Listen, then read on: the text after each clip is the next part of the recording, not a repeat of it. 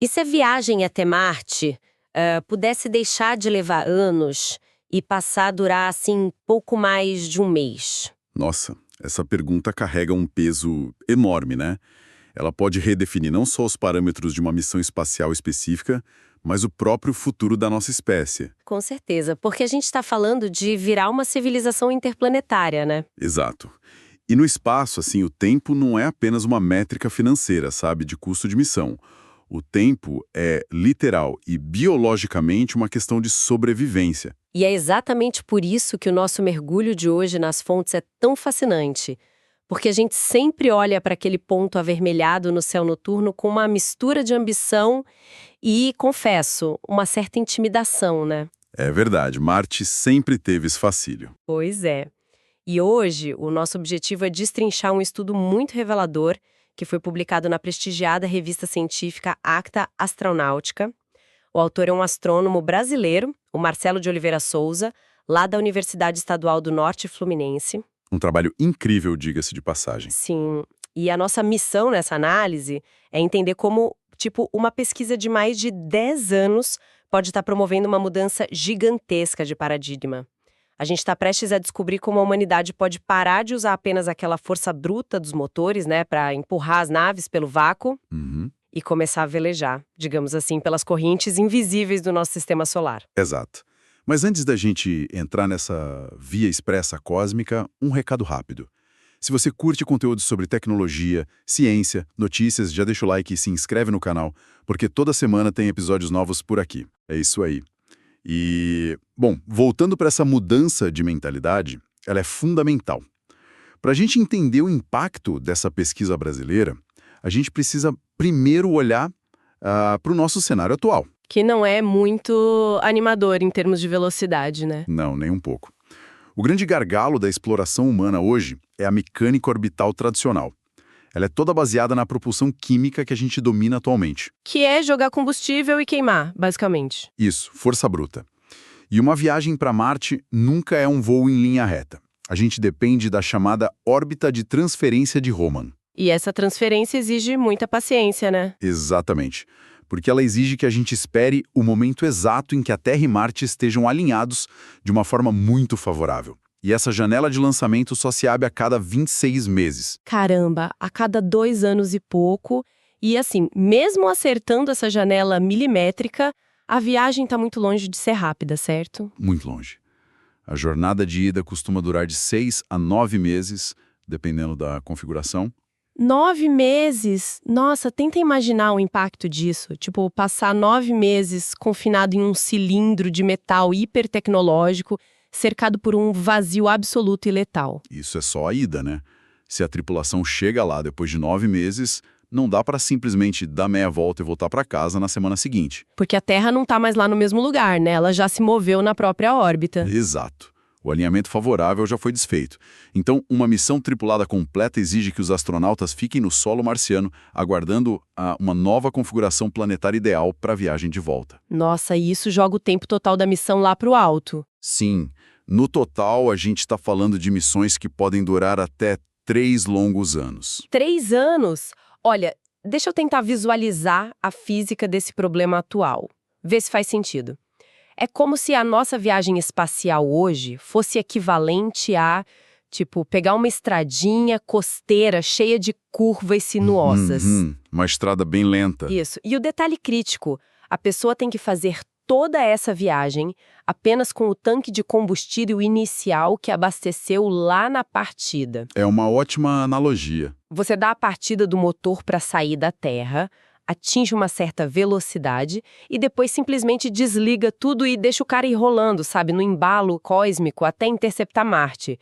Você não acelera no meio do caminho porque não tem um posto de gasolina no espaço profundo. Essa imagem ilustra muito bem a limitação que a gente tem com a transferência de Raman. O foco é totalmente na economia extrema de combustível, só que em detrimento do tempo. A gente troca tempo por combustível, né? Exato. A gente dá um empurrão inicial e deixa a inércia e a gravidade do Sol fazerem o resto, só que de uma forma muito lenta.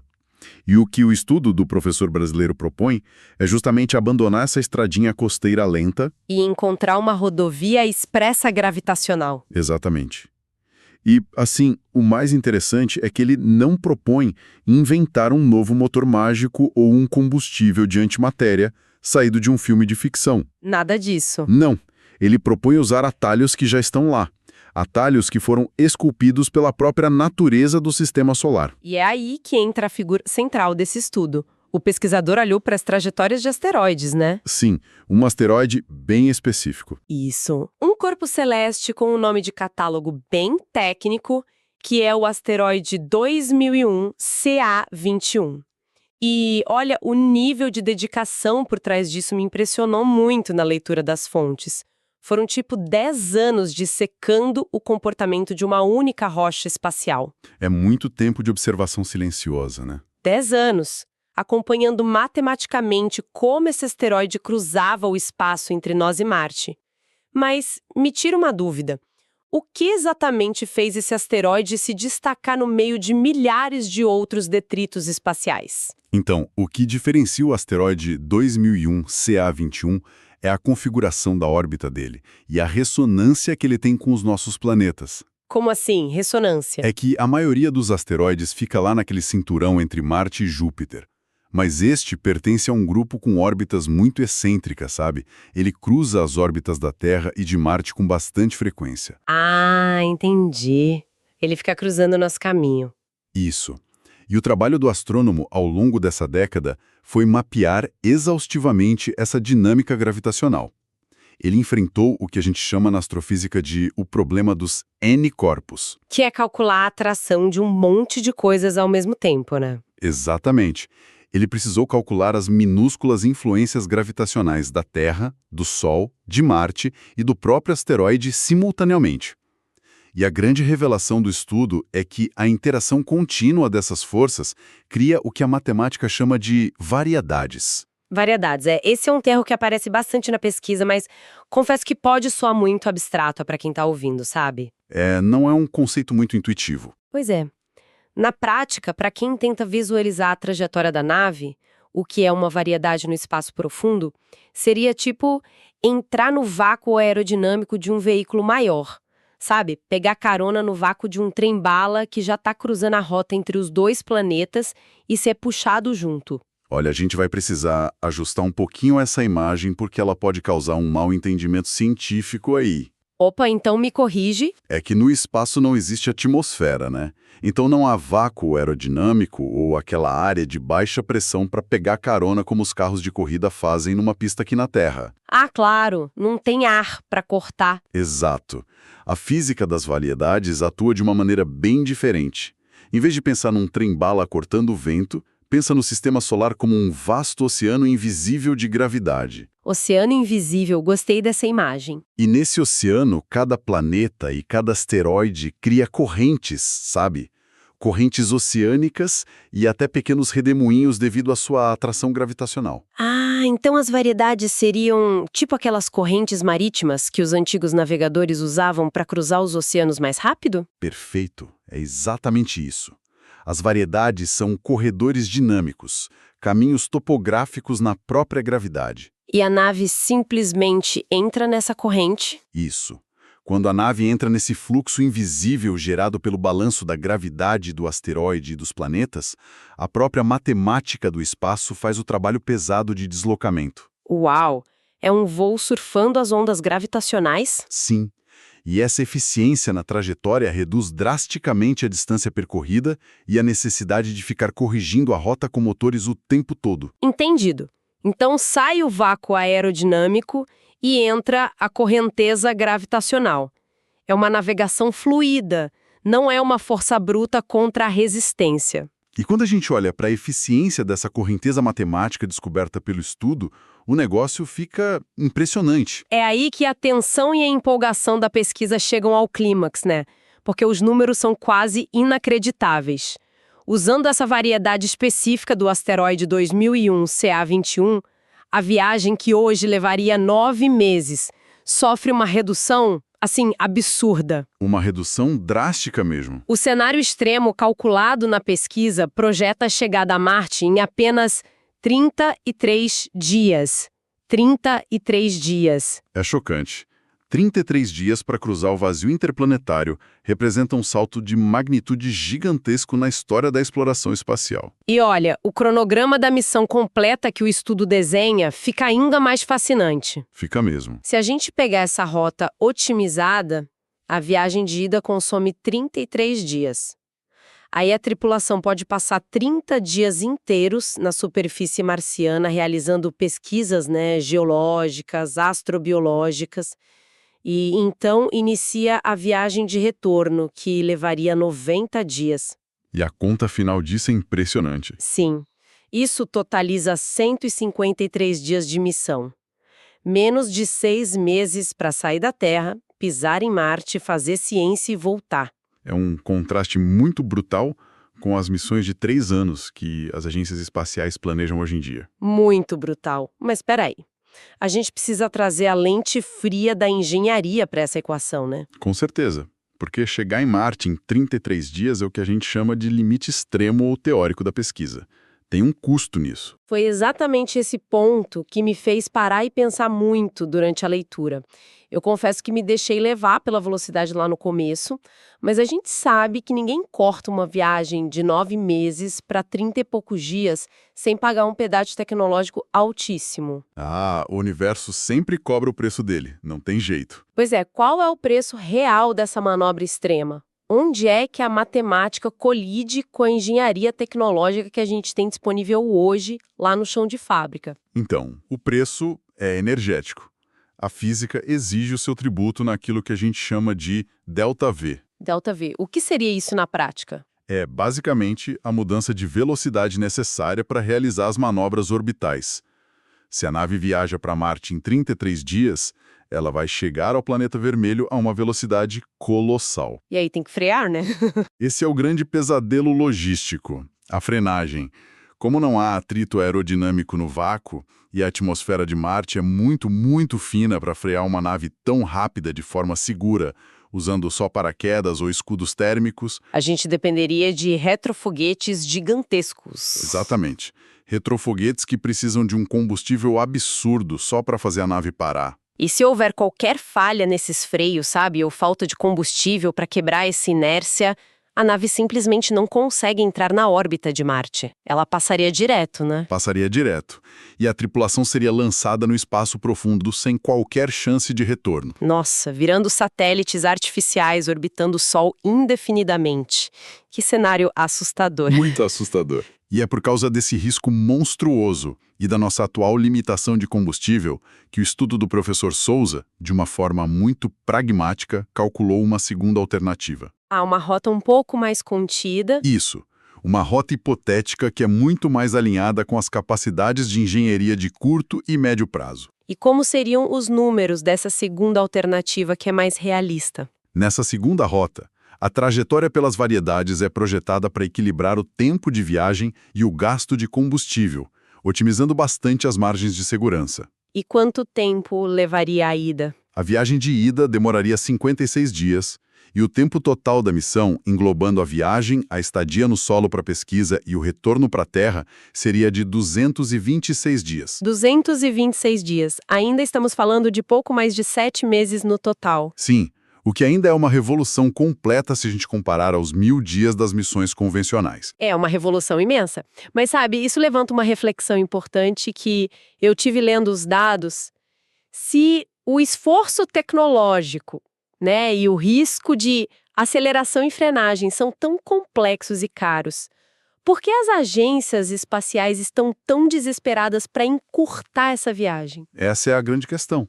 Porque, por que não apenas assumir que a gente demora 9 meses para ir e focar em construir naves maiores e mais confortáveis? Porque a resposta está na biologia humana, a fragilidade absoluta do nosso corpo. Nós não fomos feitos para o espaço, né? Nem um pouco. Nós, como espécie, simplesmente não fomos desenhados pela evolução para existir fora da blindagem atmosférica e magnética da Terra. Esse é o ponto neurálgico de todo esse esforço.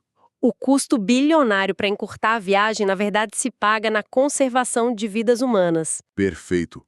Quando a gente fala do espaço profundo, os vilões são invisíveis e implacáveis. O primeiro, e talvez o maior risco crônico, é a radiação. O espaço é inundado de radiação, né? Exato.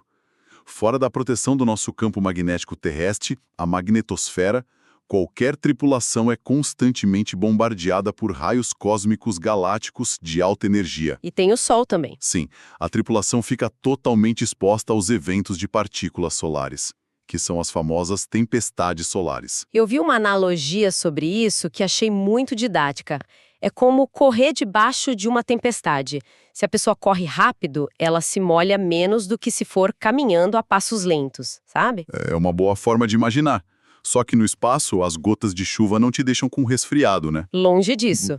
Essas partículas atravessam o casco da nave, quebram as fitas de DNA dos astronautas, causam mutações em nível celular. Aumentam exponencialmente os riscos de câncer.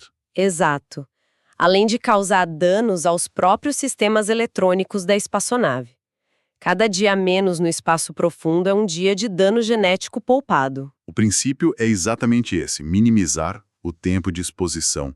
E o segundo adversário muito severo da nossa biologia é a microgravidade prolongada. A falta de peso. Isso. O corpo humano é uma máquina totalmente adaptada para operar sob a pressão constante da gravidade terrestre. Sem essa resistência, o sistema simplesmente se deteriora. O corpo acha que não precisa mais manter os músculos e ossos fortes, né? Exatamente. Em uma viagem de 9 meses, os fluidos corporais sobem para a cabeça. E isso aumenta a pressão ocular e causa problemas de visão bem graves. O coração atrofia porque não precisa bombear sangue contra a gravidade. Nossa, e os ossos? Ocorre o que a gente chama de osteopenia, que é uma perda perigosa e rápida de densidade óssea. E os músculos atrofiam, mesmo com os astronautas fazendo exercícios diários muito intensos lá dentro da nave. Imagina o cenário desastroso, então. A equipe viaja por quase um ano e quando finalmente a nave toca o solo de Marte, os astronautas precisam ser carregados para fora porque não conseguem sustentar o próprio peso na gravidade marciana. Esse é um medo real das agências. Eles precisariam de semanas de fisioterapia dentro de uma base hostil antes mesmo de poder investir aqueles trajes espaciais pesados e explorar um ambiente. Fisioterapia em Marte, quem diria? Então, reduzir a viagem para 33 ou mesmo para os 56 dias da rota realista muda toda a dinâmica da exploração. Eles chegariam fisicamente aptos, com a musculatura ativa, prontos para a missão. E a gente não pode ignorar também o fator psicológico, né? Ah, sem dúvida. Ficar preso numa lata de metal por meses a fio? O impacto da saúde mental é uma variável que preocupa muito os especialistas em medicina aeroespacial. O ambiente de uma nave em trânsito interplanetário é muito barulhento, os cheiros são todos reciclados. O espaço é super claustrofóbico. E o isolamento é extremo, não é? Sim, não existe comunicação em tempo real com a Terra. O atraso de sinal pode chegar a dezenas de minutos dependendo da distância. Ficar trancado com as mesmas 3 ou 4 pessoas num cilindro, observando a Terra encolher até virar só um pontinho pálido no escuro durante um ano inteiro, olha, é a receita certa para adoecimento psicológico crônico. O confinamento eleva demais os níveis de estresse. Cria atritos imprevisíveis entre os membros da tripulação. Encurtar a viagem alivia enormemente essa pressão na mente humana.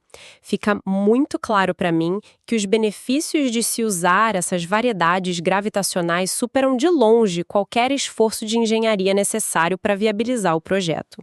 Eu concordo plenamente. Mas aí surge a pergunta que não quer calar sobre a aplicação prática de tudo isso.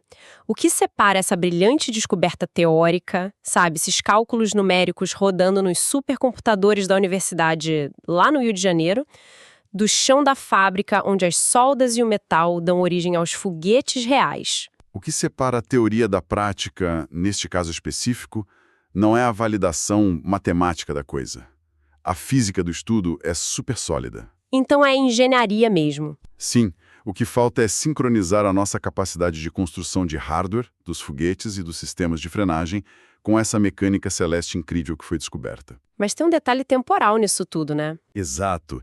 E o aspecto que torna a pesquisa científica do professor Oliveira Souza tão aclamada é que ele não deixou as conclusões flutuando só no campo teórico. Ele foi lá e aplicou no calendário. Isso. Ele aplicou um modelo matemático à realidade do nosso sistema solar hoje. Ele calculou exatamente quando a Terra, Marte, o Sol e o asteroide 2001 CA21 estarão na posição exata para criarem aquela correnteza gravitacional perfeita. A correnteza com o menor custo energético possível. Exatamente. Isso significa que existe uma data marcada, tipo um dia exato no calendário, em que as engrenagens desse relógio cósmico gigante vão se alinhar para viabilizar essa jornada expressa? O estudo aponta a data com clareza. A janela de lançamento ideal, a oportunidade de ouro para usarmos essa rodovia gravitacional específica, ocorre no dia 20 de abril de 2031. 20 de abril de 2031. Uau! Não estamos falando do próximo século, nem mesmo da próxima geração. É na próxima década.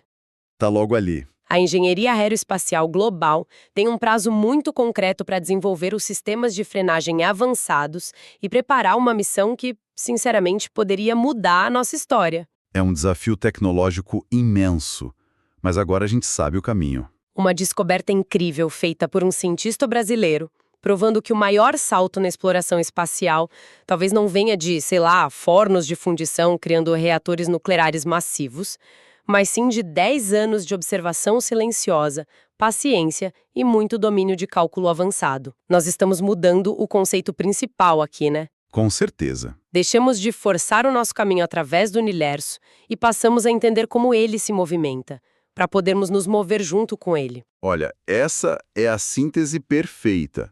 É o triunfo da compreensão sobre aquela tentativa cega de submissão da natureza. A gravidade, que por milênios foi a nossa grande prisão, mantendo a gente preso aqui no chão, Nossa âncora, né? isso, a nossa âncora terrestre, agora ela se revela como a principal aliada para o nosso avanço interplanetário. A arquitetura invisível do espaço está lá pronta para ser usada.